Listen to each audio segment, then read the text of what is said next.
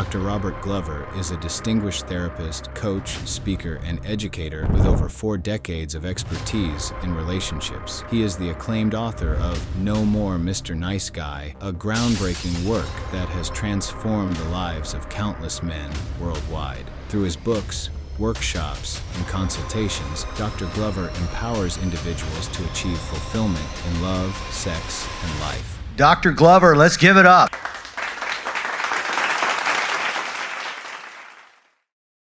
Mr. Robert Glover, I've been looking forward to this one for a long time. Thank you for being here. It's good to be with you, Ryan. Absolutely. So if somebody could only take away one thing from your work, what do you think that should be? That's hard to say. One thing from my work, because I've been doing this for a while. I'll just say what came to mind. Covert contracts is a big part of at least No More Mr. Nice Guy, and a lot of the people I work with, they tend to operate by covert contracts. Right, kind of these things kind of jumbled up into my head. I'd say be yourself. For a lot of people, they go, I don't even know what that means. I don't know what it means to be myself. And maybe the other thing that just popped right up with it is face your fears. So if it scares you, do it. So those are the 3 things that popped into my head all at once. I'm fascinated by the be yourself piece because it was something for me that I had a real aha moment about. That was like me before this moment, me after this moment. And admittedly, it might have been on LSD my first time trying that. You start doing, hallucinogenics, who are you and what's the universe takes on different proportions. Exactly. I took it as a freshman in college, and at that point in time, I was, the very standard college student going out partying, all these type of things, and I just took it, and I just had this revelation of to each their own, and that I didn't want to go out and party. That wasn't who I was. I like to be in the gym and be reading a book and go to bed early. But because that was what my peers around me were doing and I wanted to fit in, I ended up doing that. And then I had this realization, and I just had this explosion of personal growth after having this, really profound moment of realization that I should just be comfortable in who I am. Just do what you want to do. Yeah. A lot of people, you've bumped into that in college. A lot of people don't bump into that at all in their lifetime, and most people somewhat older. And as I said earlier, a lot of people say, "Well, I don't even know who I am," or my parents always just said, "Be yourself," but yet society gives us so many messages. Be this, be that. Don't be this, don't be that. Or if you're that, you're bad. Or if you're this, you'll disappoint people. Or be careful, don't take that risk. And I'm in my 60s, and I think I'm still discovering why I want to get up every day. And what does that even look like? Because I've got the routines down of getting up, doing my meditation, checking messages, take my dog for a walk, do my calls, do all the business of running my business, spend some time with my wife, eat some meals, get to the gym, go to bed. I've got all that routine pretty good, but is that me? Is that who I am, or what excites me, or why I'm here even? And I'm in a group of guys that we've been meeting with each other for about 7 years. We talk at least every other week on a Zoom call, and we're all committed to be in it for life with each other.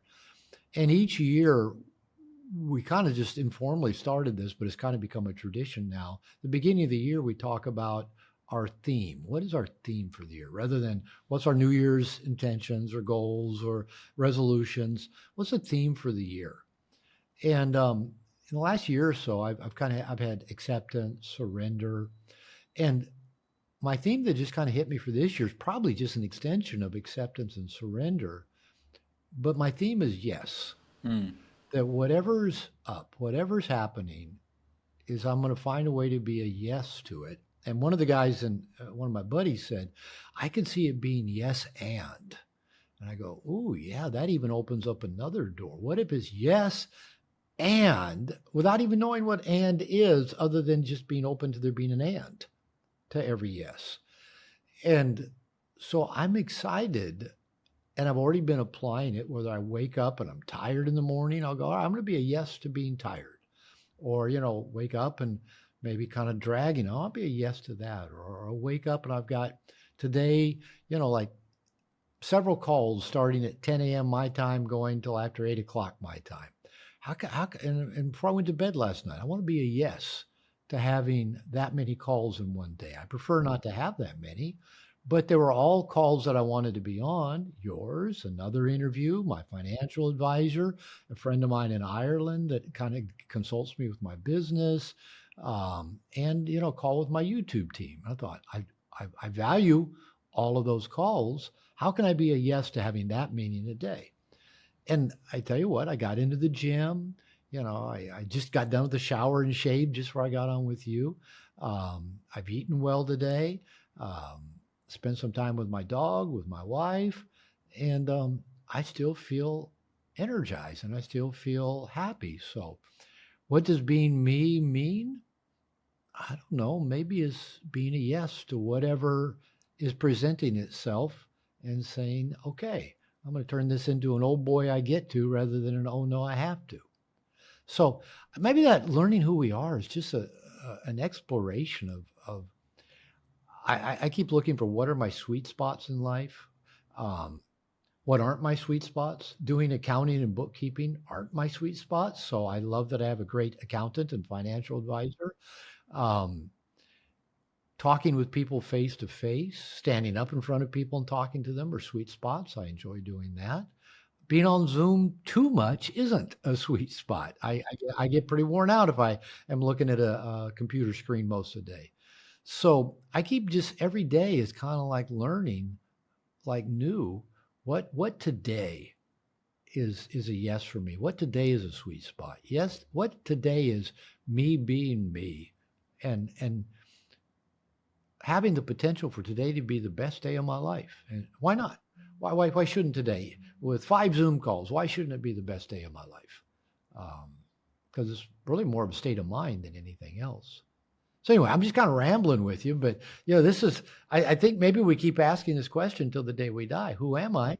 And why am I here? And what makes me happy? And how do I want to spend my time?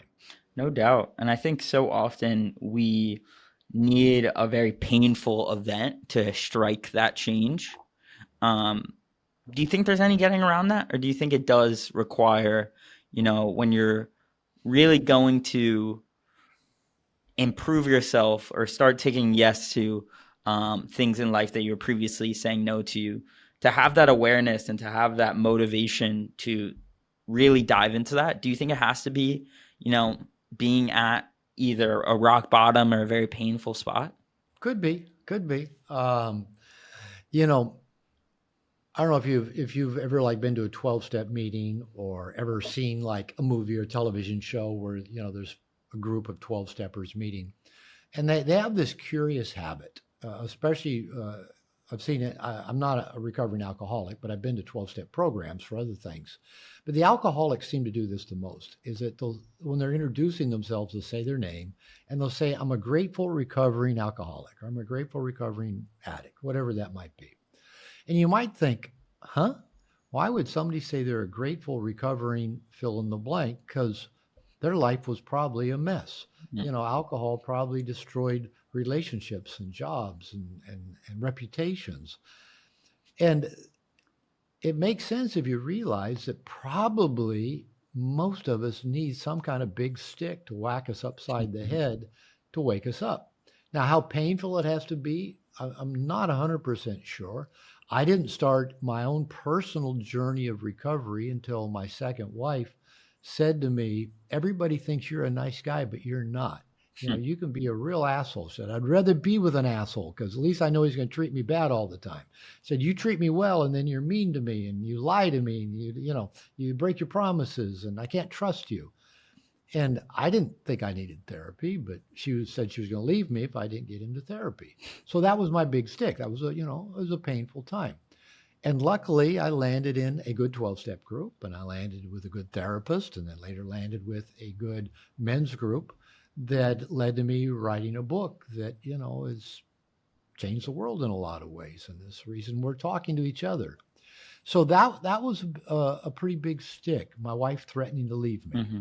and I'm grateful. I'm not married to her anymore, but I'm grateful for that big stick because if she had not been that resolute, that firm, I was slippery enough that I probably could have just kept on, getting away with, finessing my way with being a nice guy rather than going to digging down and seeing what was wrong with that and why that was problematic of me seeking approval and validation and going along to get along and avoiding conflict. And, you know, I thought, well, this is a great way to live. Why doesn't Hmm. everybody live this way? So that was a big stick. Um, I know financial struggles can, lead to big changes. Relationship struggles can, health struggles can, death of a loved one. Um, I, you and I were talking just before we started recording when I said about 7 years ago I was in New York City, down staying in an area where you're about to move into, and I went to record No More Mr. Nice Guy. It had already been recorded, but a professional voice did it. I wanted to record it in my voice. So I was there. What I didn't know at the time is that I was pretty sick. I'm going to have to let my dog out. So give me a moment. I predicted before we Haha. started, I'd probably have to let her out at least once. There's nobody else home. So when nobody else is home, You're in you charge. know, yeah, I'm in charge. And so when I was in New York, to pick that story back up again, um, I knew I didn't feel well, and I didn't know why. And I didn't find out why till maybe about 3 months later after losing 30 pounds. But I had a tumor blocking my small intestine. And so for over 3 months, I was in constant pain and just constant spasms in my stomach. Felt like I had a bowling ball in my stomach. And nobody could figure out what was wrong. I went to doctors here, in Mexico, the United States. I got misdiagnosed many times. I was even getting acupuncture. I don't think acupuncture was going to heal a tumor blocking my small intestine. But nobody could figure out what was wrong.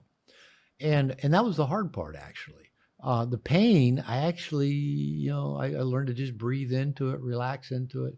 But nobody could figure out what was wrong. And I didn't know if it was killing me. I kind of assumed it was. I couldn't eat. I was losing weight, um, no energy, sleeping a lot. Um, and I remember one night just in pain, just all I could do again was just breathe into the pain.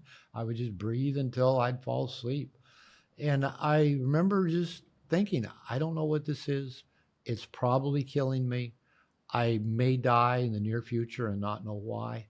Um, and I just relaxed, just surrendered. Just okay. This is I can't make the pain go away. I can't make it go away whatever it is. I keep trying to find out what it is, and I just surrendered into it. And thankfully, through an interesting chain of circumstances, my wife found a doctor who ran the right tests and found what was wrong with me and did surgery on me about 48 hours later, took the tumor out. And 2 weeks later, I got on an airplane to fly to Seattle to do a workshop. So I've been fine ever since. But you know what? There is nothing like a near-death experience to give you a perspective on why you're here, what you want to be doing, how you want to spend your time. Kurt Vonnegut, one of my favorite writers, Kurt Vonnegut said, um, all great writing, it was great writing or all creativity, all creativity involves a dance with death. Hmm. And if you read most fiction, which I love fiction, most fiction, somewhere in it has a theme of death because it is the ultimate existential angst that all humans deal with. How am I going to die? When am I going to die? What happens to me when I die? I mean, those are the questions that we all struggle with. We invent religion and philosophy, and we look for the fountain of youth to avoid answering those questions. But it's actually answering that question, leaning into the reality we're going to die, that makes life interesting, that makes you get up and say, all right, I'm not dead today. I'm going to live today. I may be dead tomorrow, but I'm not dead today. How am I going to bring my A game to today? So back to your question, maybe often it does take something that just says, I don't want to do it this way anymore, or I have to surrender into something, or I have to let go of something, or I have to do a 180 shift from the way I've been doing it. probably it takes some kind of big stick upside the head to get our attention. And maybe we go looking for answers. Maybe the answers find us. Mm-hmm. It can happen either way. I've had it both ways. So probably going back to that Kurt Vonnegut, all creative acts involve a dance with death. It's such a So beautiful quote. it is. I'm gonna have to look it up and get it. I'm not quite right. It's from Slaughterhouse Five. I reread it again about a year ago. I hadn't read it since high school. But yeah, it's profound. It just reminded me of another Kurt Vonnegut quote that someone said on the podcast probably like 2 years ago at this point, and it struck me so heavily. It was Kurt Vonnegut's great advice for life was find something that requires you to become. And he let it say just as poetic as that. And I think a lot of your work kind of revolves around, when you have that thing that requires you to become and you're comfortable just doing that thing and owning that thing and, being yourself in that process, a lot of other things just tend to work itself out. They do. And I going back to that theme of the year being yes. And, people will say to me, Robert, you're lucky. You live in Mexico, you have a great life. You've got, a wife that loves you and is 22 years younger than you, and you've written books and you're changing the world and you're making a difference.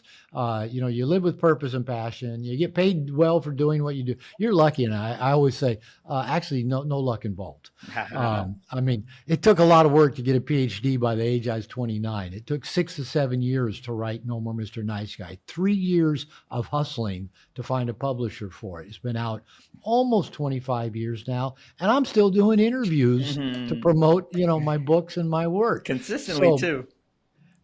So when I say there's no luck involved, it's kind of like the quote, it seems like the harder I work, the luckier I get. But yeah, of course, there was luck. There was opportunity. Doors opened. But often those doors opened just because I was already moving in a direction. And I found a lot of times, like when I decided to come to Mexico the first time, I'd been visiting here, coming here, decided, I want to try living here. But I had a private practice, therapy practice back in Seattle. And I thought, and for about 10 years, I kept thinking, I want to live there. Finally, the recession hit. My father died. Internet got good enough around the world. I thought, I got to go. And got down here. And what I found was my mind wanted, well, if I do this, how will this work out? What if I let go of my apartment? What if this? What if that?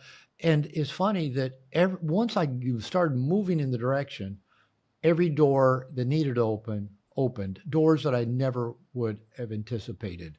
And everything just lined up for it to work out beautifully. So, and guys will say, well, how'd you find your purpose? How'd you find your passion? I go, I don't know. I never went looking for it. I talk about purpose and passion and living with purpose and passion. But honestly, I've never woken up one day and asked myself, what's my purpose? It usually finds me, going back to your question, with the things I've struggled with. When I struggled with how come my relationship wasn't working, and come to find out, well, I'm a nice guy. Well, that struggle got me into therapy, 12-step groups, and I started noticing it in guys I was working with as a therapist, and then writing a book about it. So that's kind of what I do. When I got divorced in my late 40s and out in the dating world as a single guy, and I hadn't dated since college, and I sucked at it back then, what do? Well, since I struggle with it, I'm just going to go struggle with it and just figure out what works and what doesn't. And then my client said, Robert, teach us, what are you doing? I said, well, I'm not a dating guru. They go, but it's working. You're getting laid. You're getting women. So I had to figure out what was I doing that worked. And then again, I taught it and I wrote about it. So honestly, my purpose always seems to have been defined by what I've struggled with, or something that just looked really interesting to me, and I just wanted to dive into it further, like maybe moving to Mexico. So again, all this goes back to, be yourself.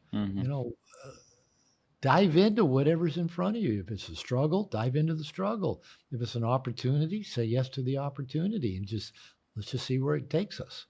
My yes and to that would probably be the second part of, and take action and take risk and go put yourself out there. Cause like you said, like by you moving around in the world and actually doing things instead of waiting for the right opportunity, the right things came at the right time. They do seem to. And I can take us a whole different route. And by the way, Kurt Vonnegut, like I think most fiction writers, believe in fate.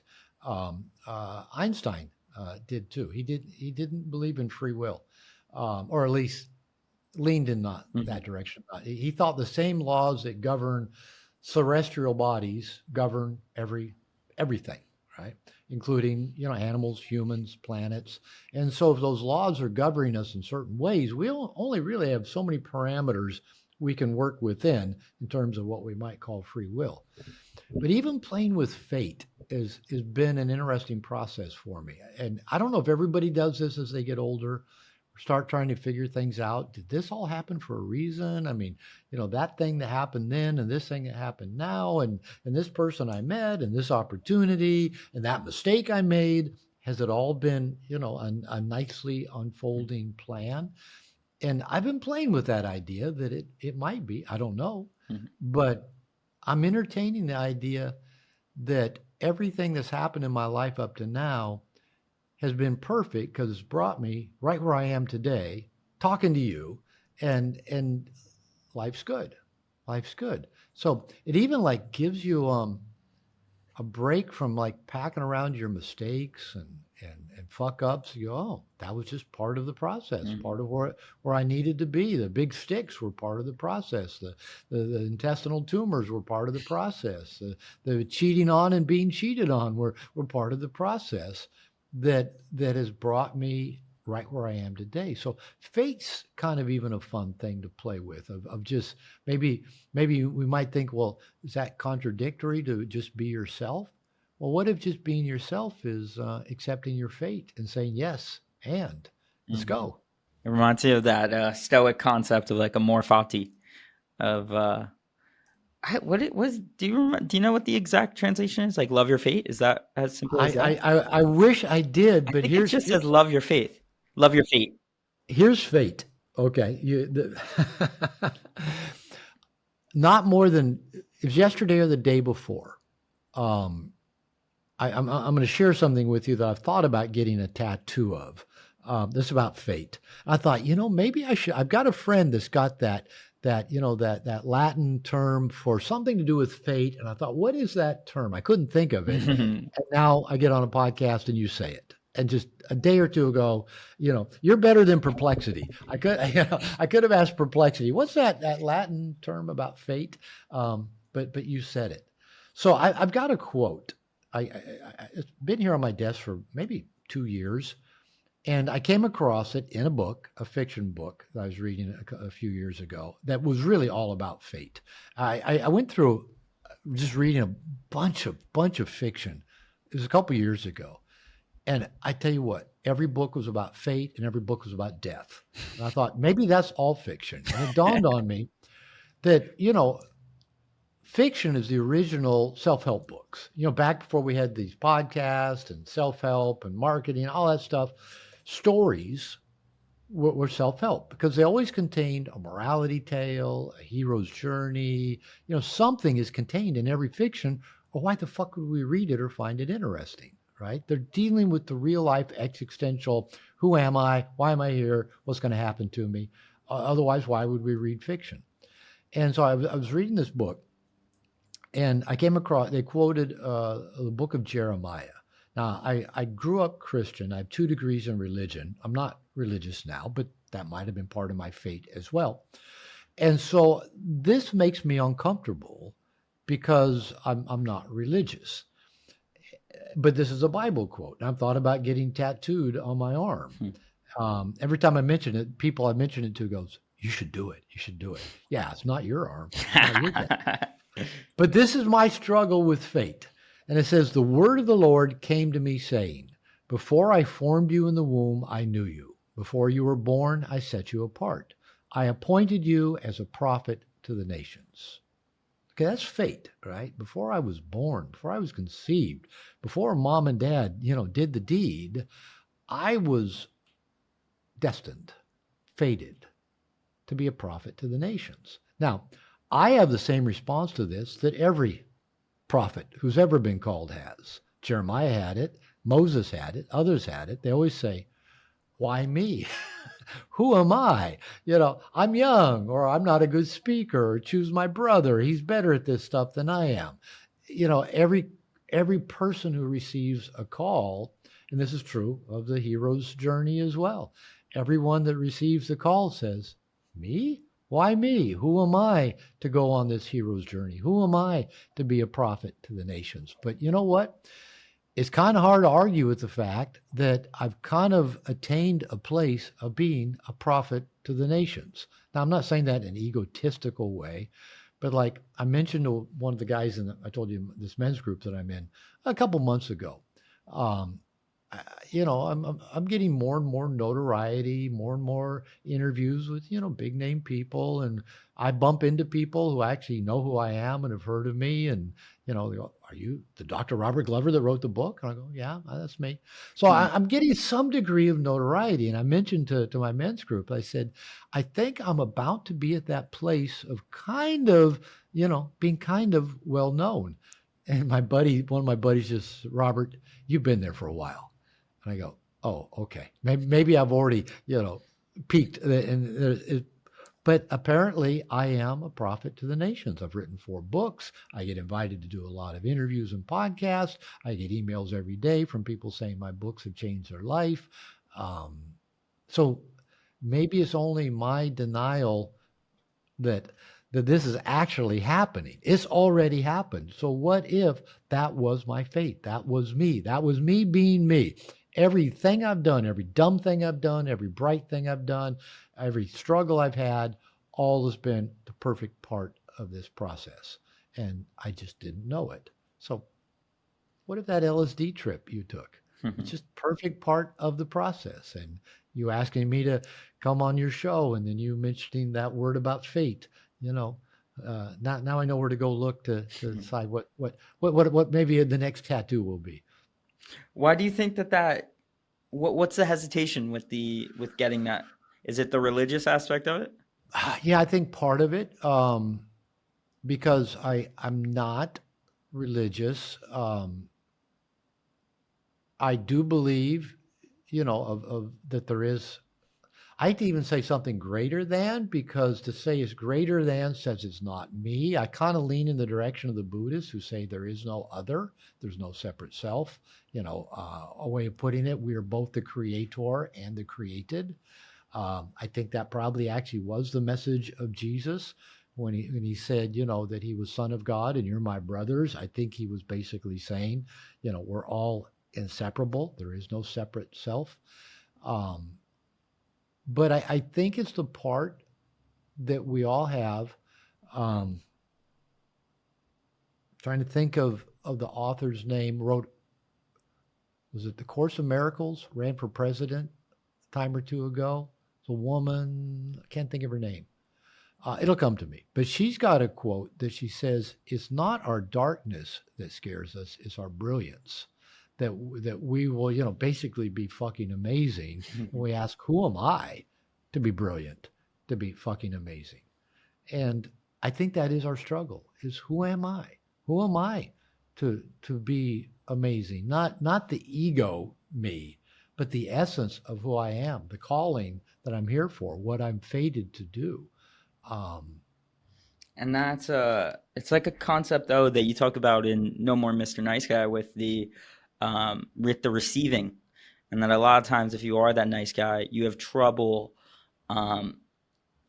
Would you say it's feeling worthy or feeling? What would you say it is? Is it feeling worthy of that success is what you have trouble with, or is it just being the openness to receiving it? That's a good question. I've been pondering this dynamic with myself and with hundreds, thousands of nice guys over the last 30 years or so. That's a pretty consistent. Marianne Williamson is the person that said that quote. I knew it'd come. Of getting our needs met. That's a common nice guy dynamic. And it there seems to be a pretty consistent pattern in nice guys and nice girls of either thinking we're bad for having needs, our needs aren't important, somebody else's needs are more important. I can't get my needs met till other people's needs are met. Like I said, I'm bad for having needs. I'm going to get left for having needs. Asking for people to help me meet my needs is going to lead to rejection. That's a very, very, very common nice guy dynamic. It has been for me. I still am working at, it's okay for me to have needs. It's okay for me to ask for what I want. It's okay for me to surround myself with people who want to help me get my needs met. I've been working on that one, and it's a work in progress. If you think about it, when we come into this world, there's this interesting paradox. We are completely needy, completely dependent, completely non-self-sufficient. We need someone to take care of us. We need caregivers. And apparently we got enough of our needs met that we're still alive and ticking. But I think the fact that we are so needy and so dependent that any less than perfect meeting of those needs by our caregivers triggers a very deep emotional response and reaction, because we are totally dependent. I remember Child Development 101 in grad school. They said that abandonment is a child's greatest fear, because abandonment equals death. I mean, if a child's left alone, they'll die. And nobody there to take care of them. So maybe, I'm thinking out loud with you here, but let's get back to that existential struggle we have. Maybe this fear around, will I get my needs met? That's not even a thought. It's an emotional process, because we weren't thinking in the first few months and years of life. We don't even get verbal ability till close to 2 years old. It's all emotion. And maybe that's our first existential struggle. Am I going to get my needs met today?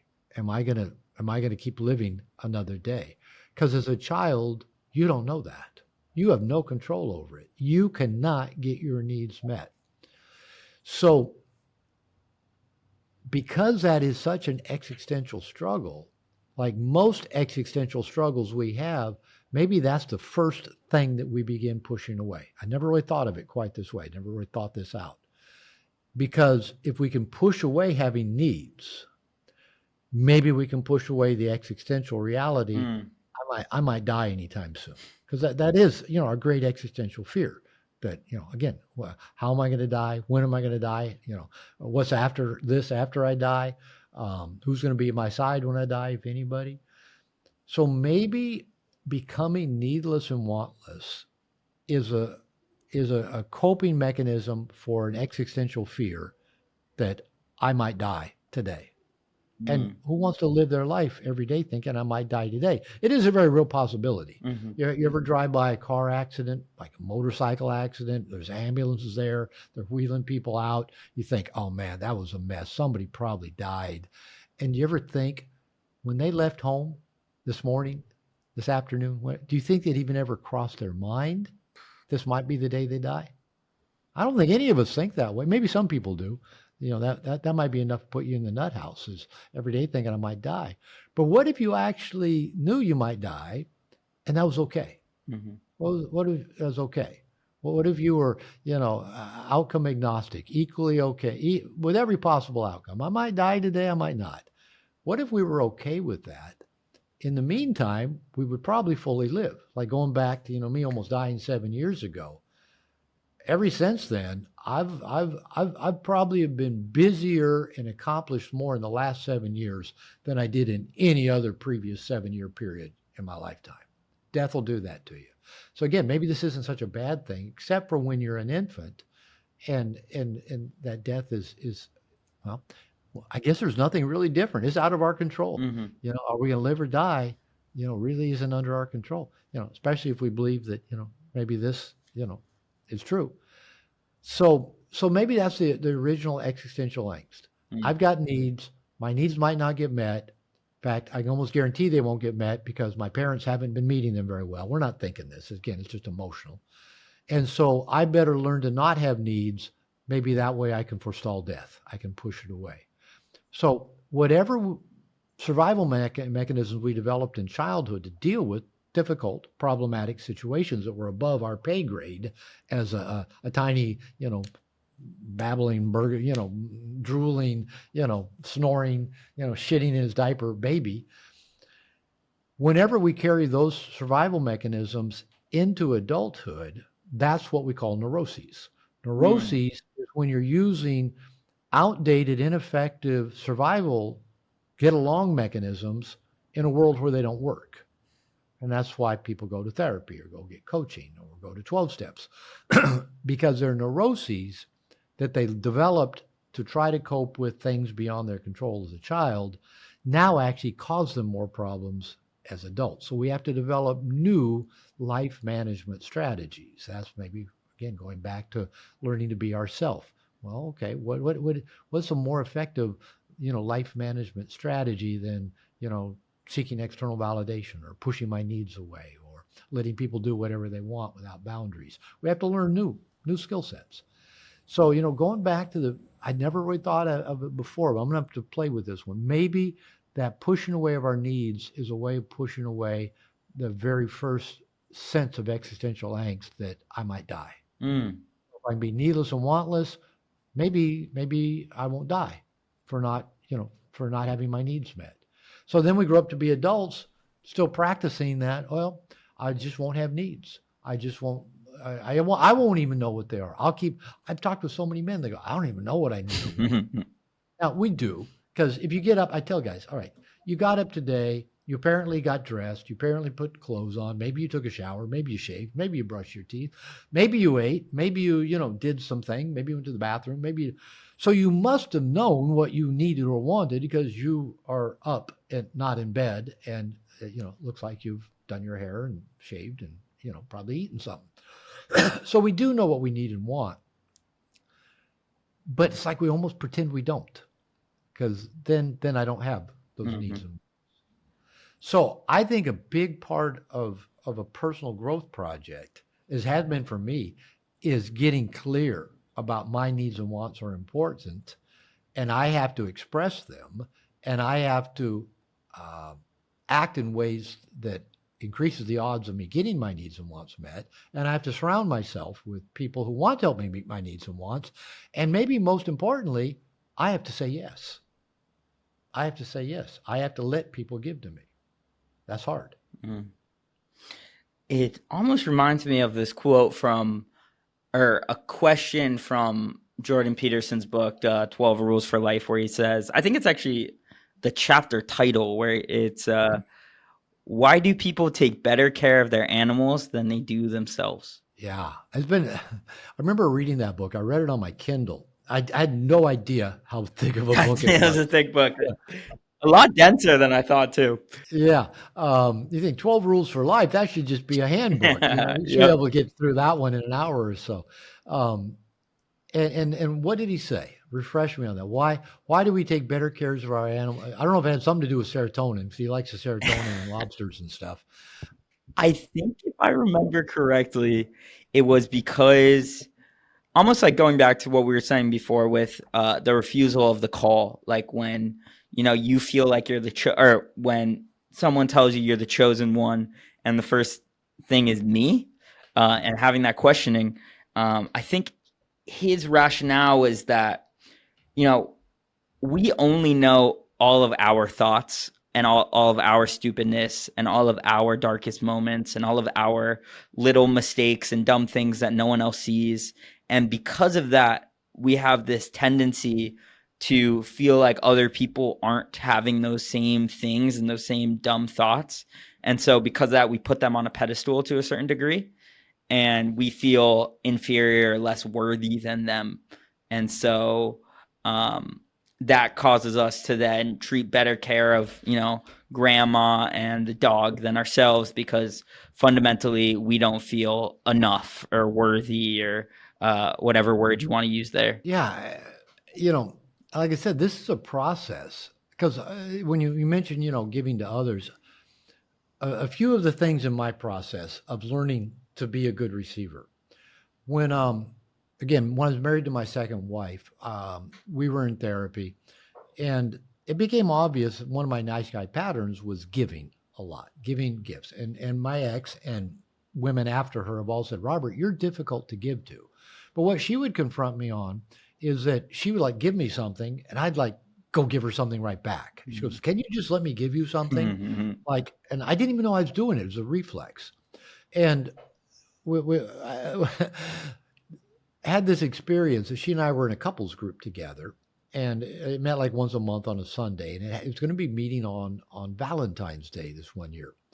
And I wanted to get her a Valentine's present, and she talked before she wanted a teddy bear, one that was kind of huggable or whatever. And I remember I spent weeks looking for the perfect teddy bear. It almost felt like I was having an affair. I was sneaking around so much. And, that was back before you bought stuff online. So I'm going to, various stores. No, that was not big enough. That's too small or this. Finally, I found what I thought was the perfect teddy bear. I was so excited. I bought it, I took it home, I hid it. And then on the morning before we went to this couples group, I gave it to her. It was kind of the joke because Valentine's Day, look, I got you a teddy. And, I thought she would just be thrilled. And because, I spent a lot of time and investment to get her that perfect teddy bear. So we go to the couples group and I thought, she was going to tell everybody, look what Robert got me. He got me this great teddy bear for Valentine's. Well, she didn't take it with her. She didn't say anything about it. And we get home later on. I said, did you like the teddy bear? And she just looked at me and she was pretty wise in these kind of ways. She said, did you get that for me or did you get it for you? I go, well, I did get a lot of mileage out of how great it was going to be, how much you're going to love me and appreciate me. And she goes, I think you sucked all the life out of it before you even gave it to me. I go, I knew she was right. So we went back to our therapist, had a session, and, talked about that. And I said, I get it. These are the covert contracts that I mentioned earlier. I give to get. If I do give you these great, amazing gifts, you'll love me, appreciate me, and give me great. Now, even though I have a hard time accepting any gifts you might give me, I at least want to be appreciated and have gratitude. You're grateful for it. So we set up a moratorium for 1 year. I did not give any gifts to anybody. We got the kids' birthday and Christmas gifts together, but I did not give gifts, greeting cards, no surprises, no specials. Oh, no, look what I got you, or look what I brought home. And every time I had the impulse to get something or give something or surprise, usually my wife, I had to instead do something for me. Now, I didn't have to do something of equal of kind, like I saw a coat on sale. Well, she'd really like that. But there was a time I thought, okay, fuck, I'm going to go look for a coat. I went and found me a coat and bought it. And it meant a lot. So fast forward, a few years later, we'd separated. I'd gotten an advance on No More Mr. Nice Guy. And after we separated, I was looking for a car. And it was really hard for me to pick the car I really wanted. I thought, well, I got to get a 4-door because, I still got, my kids are teenagers. And I thought, I don't want it. Finally, I thought I got the car I wanted. I found a 2-year-old BMW 330 Ci coupe, a real fast. It was 2001. I still love that body style. And I bought that and, negotiated. I thought, pretty good price on it. And then took it home and I went into depression for about 2 weeks. I could hardly leave my house. I bought in this great car, but it depressed me. And I knew, I was watching myself be depressed over getting myself something so nice. I knew in a heartbeat, while I was married to my wife, if she'd wanted that same car, I would have bought it for her in a heartbeat. But to buy it for me, kind of going back to the Jordan Peterson thing, who am I? And I thought, oh, okay, we weren't divorced yet. We were just separated. She's going to be pissed that I bought myself a BMW. My clients are all going to say, oh, you must be charging too much if you can buy a BMW. You know what? My ex never said a word about the BMW. And my clients were all guys. And I'll go, hey, cool car. So, there was nothing there. But that was one of those painful experiences I had to go through that said it was okay to give to me. And then I got out in the dating world. And I remember I had another experience with a woman. I met her. She sold me shoes at Nordstrom. So that's how we met. She was in retail sales.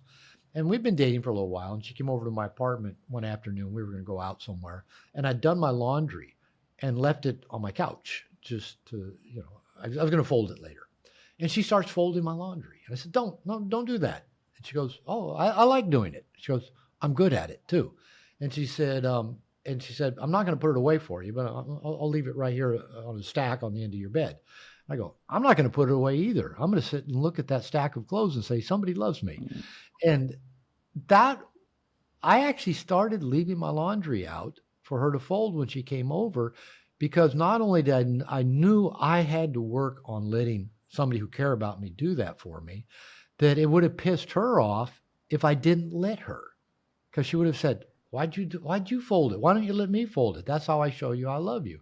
And my wife today will still tell me the same thing. She said, let me do things for you is how I show you I love you. And so I still struggle with it. I get up from the table because I need a fork, and I go to the kitchen to get a fork. My wife goes, where are you going? I go, oh, the kitchen. I need a fork. She goes, I'll get it for you. And I'll go, I can get it. I thought, I walk back to the table, sit down and say, thank you. I appreciate it. And I let her go get me a fork, because it lets her have the joy of giving to me. I think it's going to make me like my dad, who was a self-centered, narcissistic asshole who bossed my mother around. So I have to work at saying yes to people who want, and maybe I'll say, and while you're up, could you do this as well? Because I'm thinking that makes me an ass. So yeah, this is a big piece of being ourselves, that we have wants and needs, and other people want to help us meet them. And can we say yes to them and let them? It's selfishly selfless almost. Perfect. I'll have to get that tattoo as well. See, we figure out how to say it in Latin so it sounds a little bit more impressive. It's selfishly selfish. Exactly. I tell guys, when I talk to them about making their needs a priority, they go, that will be selfish. And I tell them, when I look up selfish in the dictionary, I want to see your picture. And in fact, we're talking today because I had an argument with Bill O'Reilly. You know who Bill O'Reilly is? Yes, I do. Yeah. Fox News guy for many years. He was my second ever interview. And I was in Seattle. He was in New York, DC, wherever. And I'm in a little studio, and I'm in a dark room with a camera that I have to look at and talk to like it's a real person. I don't know what the people are seeing, what he's doing. I'm just talking to that light on the camera like I'm talking to Bill O'Reilly. And I've just got earphones in to hear what's happening. I can't see what's happening. And I think he probably was thinking, why am I on his show? Why does his producer sign me up? So he started asking me, what's your book about? And I talk about nice guy syndrome, and I talk about making your needs a priority. He goes, what do you mean? Like being selfish? And I go, well, like being able to know what you need or want to get your needs met, to live, to survive. And he goes, you mean like be selfish? And I said, well, what do you mean by that? He said, Jesus is going to strike you down. He really said that to me. Jesus is going to strike you down. I said, Bill, when you got up this morning, who prepared your food and fed you? I fed myself, of course. And I go, okay, apparently you had needs that needed to be met, and you made sure those needs got met because you ate your food. And he goes, I don't even know what you're talking about. So anyway, that's kind of how the interview went, right? For about 3 or 4 minutes, probably. Well, the next day I get an email from my agent, and he said, good news. Barnes & Noble, who had already given me a contract for an ebook version of No More Mr. Nice Guy, wants to give you a print contract, $35,000 advance. And they said they were so impressed with the way you handled Bill O'Reilly that they're confident you'll be able to get out and promote this book. And so me having an argument with Bill O'Reilly about needs and wants is why you and I are talking today. That is so funny. There's a question that ever since discovering your work, I've always been very curious about. And it's whenever I take a personality test, I always end up in like the 99th or 98th percentile for empathy. Okay. And sometimes I don't know whether I'm being empathetic or if I'm being like nice. And is there a distinction between the two, or are they a part of the same spectrum? There's probably a big overlap. I don't know that I can tell you where one, well, I can tell you where some of it begins and ends. My mother, she'll be 90 in May. Occasionally when I was, as an adult, dating different women, if she got to meet the women, for whatever reason, she said this to at least 2 or 3 different women. She'd make the comment that Bobby never did like conflict. And I'm going, yeah, thanks, Mom. But I'm thinking, she's probably saying, be nice to my son. It's probably what she was saying. But I'm thinking, who the fuck likes conflict? Now, I don't. I really don't. I'm kind of like, all right, if you have an issue, a problem, if I have an issue, a problem, why don't we sit down and talk about it? Let's be rational. Let's be kind. Let's figure it out. Let's find a solution. Now, I seem to be attracted to women who do like to fight. I tease my wife about that all the time. Yeah. She said, no, I don't like to fight. I go, yeah, you really do. She had surgery about 3 months ago. Had a hernia surgery. So, she was kind of taking it easy for a little while and pretty subdued. And about a month after surgery, her and her son, my stepson, he's 19, they were at the table in the afternoon, just having a conversation, and they started arguing with each other. And I just said, your mom's feeling better. Mom's back. She's arguing. She likes to fight. So I've always been fairly much, a go along to get along kind of guy. I have things I like. I like this kind of food more than that kind of food. And I like that kind of movie more than that kind of movie. But if you want to go see this kind of movie and, I'm not opposed to it, I'll go do it. Or, if you want this food, maybe it wasn't my first choice, but I'm adaptable. And I don't know, how much of that was trying to be different from my father, who, like I said, was pretty angry, pretty moody, pretty narcissistic. Everything revolved around him and his wants. So it was like trying to be not like dad. My mother did tell me as a boy, she was raising me to be different from my father.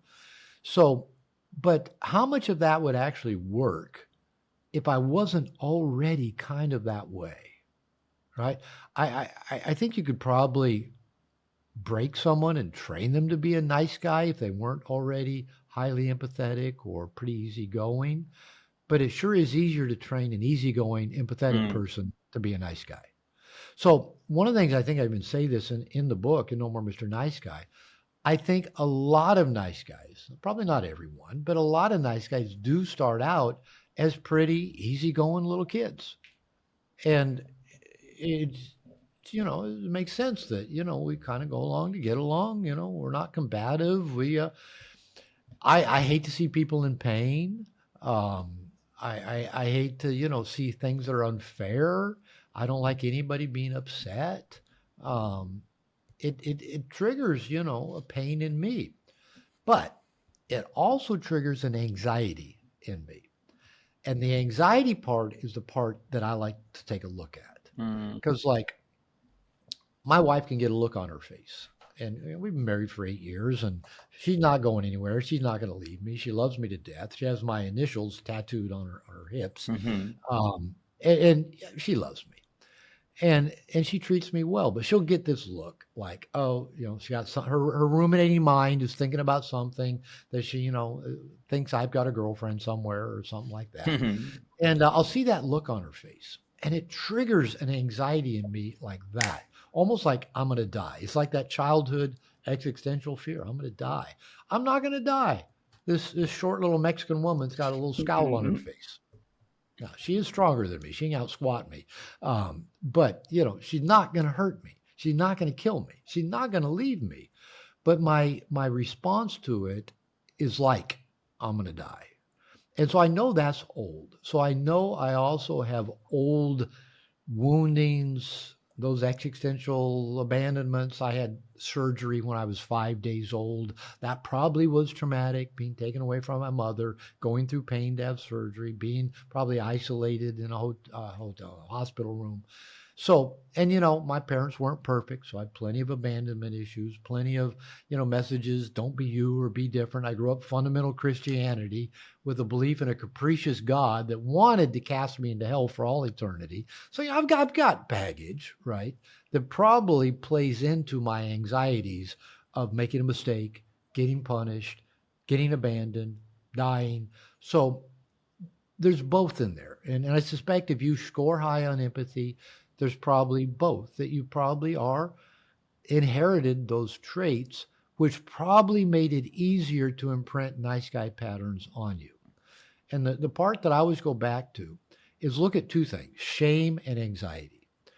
Is your response that's up for you, if you are triggered into having, some kind of emotional response, is it related to shame, i.e. you're afraid of being found out, you've made a mistake, you're not good enough, or is it related to anxiety? And often those overlap. Anxiety, is it a fear that you're going to get left, you're going to get in trouble, there's going to be painful consequences, you're going to be put in the bright spotlight of having made a mistake, whatever it might be. Those are the pieces that you might look at. You might also look at the covert contract thing as well. Am I giving to other people? Am I generous? Am I kind? Am I not like the other bad men out there? Am I different from father so that people will like me and love me and think I'm a good person? Am I giving to other people so they'll appreciate me and give back? Am I doing everything right so that, I'll have this smooth, problem-free life? Those are the basic covert contracts of nice guys. So you can keep, looking at that stuff, but I'd say don't get too analytical. Just get curious. Mm-hmm. Curious is enough. I love that. I love just following the curiosity and not trying to overthink on things too much. Yeah, we will. We love to overthink. I want to ask you, going back to the fictional books piece of things, because I'm at a place right now. So I probably had 4 years of my life where I just was devouring self-help books and that whole world of nonfiction. Young men do that nowadays. Every guy does that nowadays, right? Yeah. All the podcast interviews, and usually it's audiobooks that most men listen. Admittedly, I'm there as well. Yeah. But so my question with that was, I got to a point where I was so nauseated out by nonfiction books and self-help books, and now I'm like, I just want to read fiction. Do it. Is there any books that stand out to you that are just must-reads in that category? Well, the classics are a good place to start, I guess. Classics for a reason, right? Yeah. Whether it's the Iliad and the Odyssey, that's not a bad place to begin. But that's almost too close to self-help books. Again, if we accept that, all fiction is probably a hero's journey, probably a dance with death. I'd say just, read good fiction, and I tell guys this all the time because, the guys who interview me, like you are talking to men who are into self-improvement, whether it's physical fitness, entrepreneurship, relationship. And so we're giant consumers of information. And I tell guys all the time, you probably have enough information to change your life dramatically, significantly. You probably don't get more information, but it's easy to consume information. It's so available. It's like mental masturbation.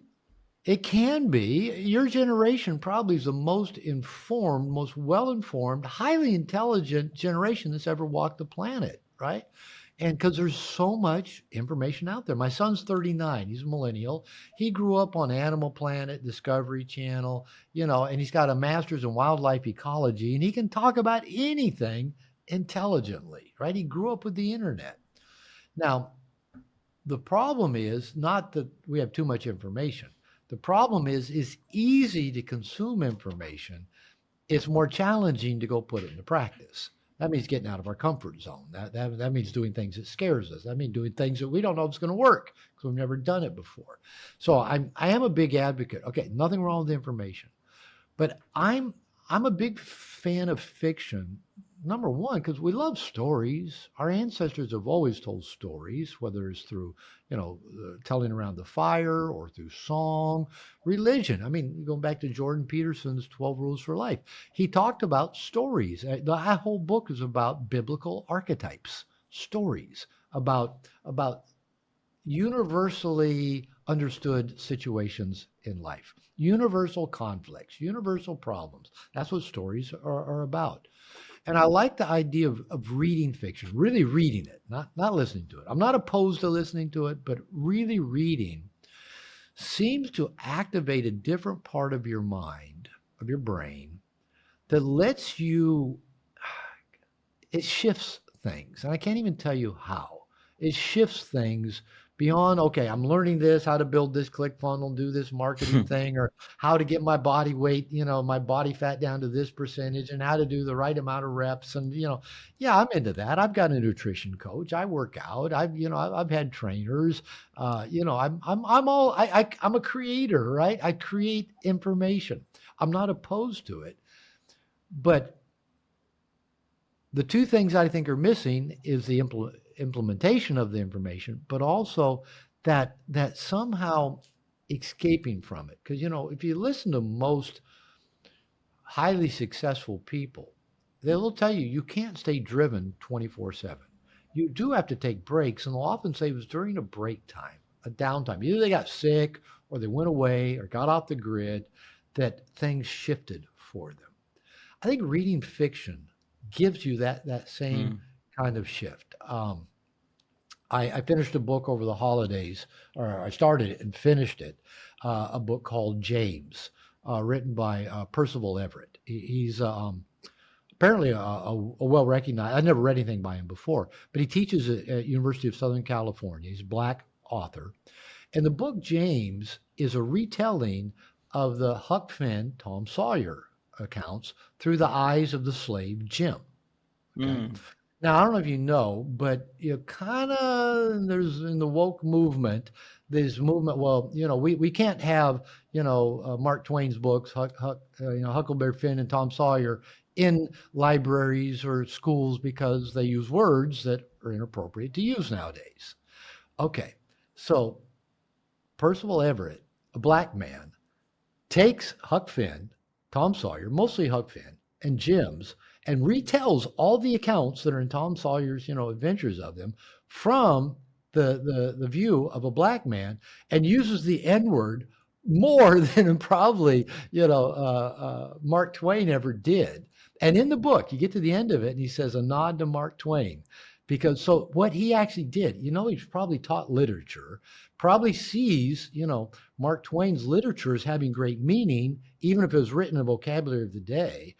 And he takes that and says, well, you can't actually ban that book now because here's a Black man writing a book using the same language, same characters. So you can't get rid of that one because I've written. So not only did he kind of create a shift that says you can't go ban that book because it has value, and he also retold the story that showed what systemic racism really looked like then, and in such a vivid way to see, yeah, it still looks like that today.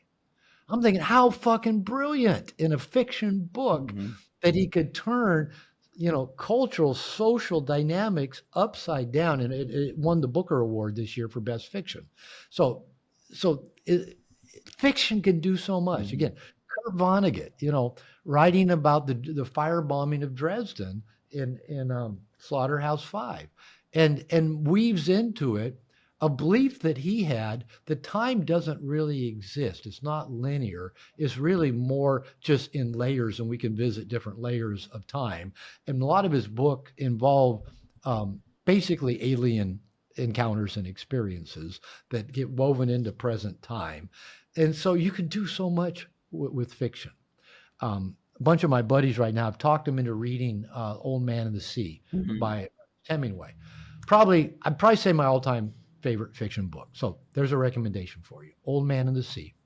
Not a long book. And, it's not a real old book. I've probably written in the 60s, I think. Might have been 50s. And talks about baseball. Talks about Joe DiMaggio quite a bit. But it's this fisherman in Cuba and him and catching the big fish. And it's every existential drama that every human has ever had, and it's the embodiment of masculine initiation and survival. And when it's all said and done, what does it even mean? Right? It's just beautifully written book. I think every man should read Old Man and the Sea. Other suggestion, Count of Monte Cristo. I'd had that recommended to me a number of times before I finally read it, by Du Bois. It was written as a serial to the French elite. It's kind of like a magazine. Every month, a new article came out. But the book is a collection of those stories. He wrote the Three Musketeers as well. So it's about a book about a man who did no wrong but was punished for something he didn't do and came back to pay retribution on the people who did him wrong without them knowing who was paying retribution on them. And the irony of it is that he was writing to the French elite of his day and writing about them in basically socially lampooning ways, and they couldn't wait to read the next one. But he was lampooning them at the same time. Um, Cervantes, Don Quixote, Mm. same way, written around the same time that Shakespeare was writing. Cervantes wrote it from prison. Um, just a comical book. Is hilarious. Um, those are a couple classics I'd recommend.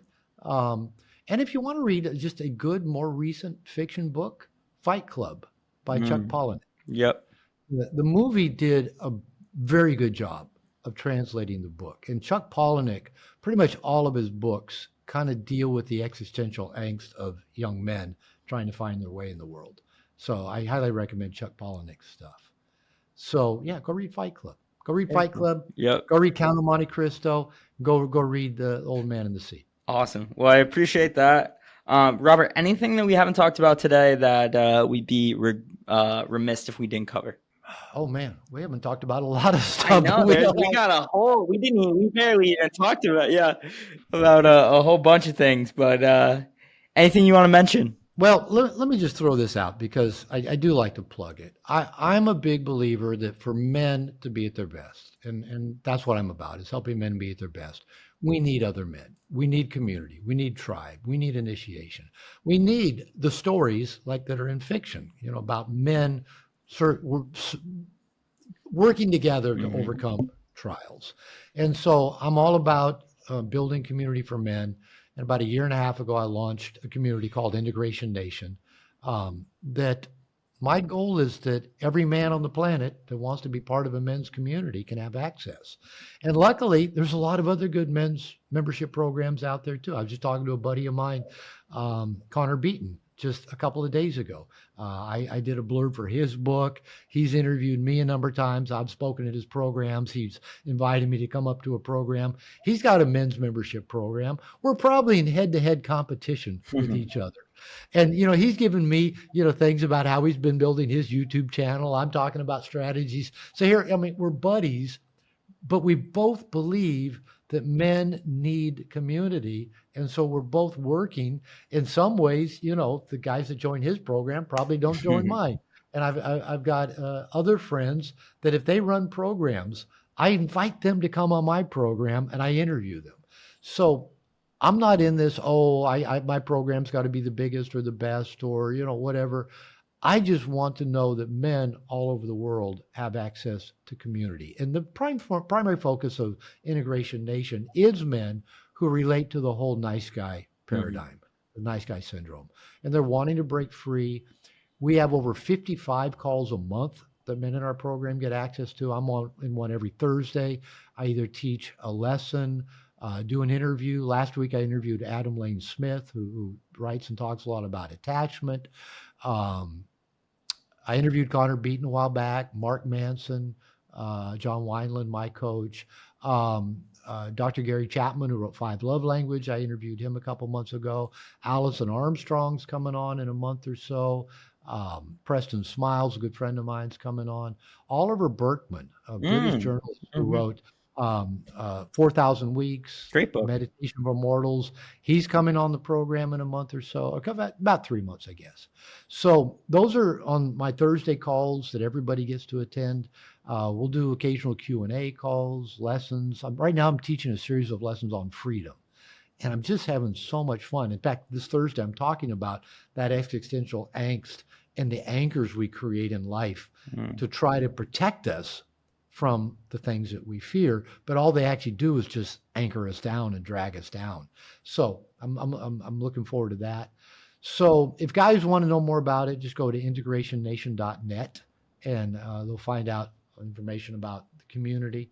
And if they want to find my website with my courses, more information, courses, workshops, podcasts, that's just drglover.com. Very cool. And Robert, before we leave, I have a question that just came to mind that I had a conversation with a therapist a long time ago on the show who brought it up. And I always think it's fascinating when I talk to someone in the world of psychology, which is if a man only has money for therapy or jiu-jitsu, what do you think's a better use of the money? Depends on his sensei or his therapist, probably. That's a good answer. I've never done jujitsu other than just people have shown me a few moves. At my age, I don't want to get my shoulders pulled out or my knees. No doubt about that. But you know what? I'm actually excited to see kind of the Brazilian jiu-jitsu blowing up with younger men, younger generation, because I think it's a great masculine initiation, great way to bond with other men. And it's funny how many men I know who do BJJ that also are involved in other self-improvement in their life, and they find no more Mr. Nice Guy and things like that. So let's go with the BJJ. Interesting. Yeah. Well, Robert, thank you so much for doing this. This was a ton of fun. We have to do this again soon because we barely even scratched the surface of a whole host of topics. So I appreciate you doing this. Let me ask you, what episode number am I? About how many have you done? Whew, I think it's 155, 150, something in the 150s. Well, why don't you bring me back for 250 Let's do it. Bring me back at some milestone. Absolutely. I'm glad to come back and be back with you. We'll be happy to have you. I appreciate it. Thank you so much for this. You bet. Thank you.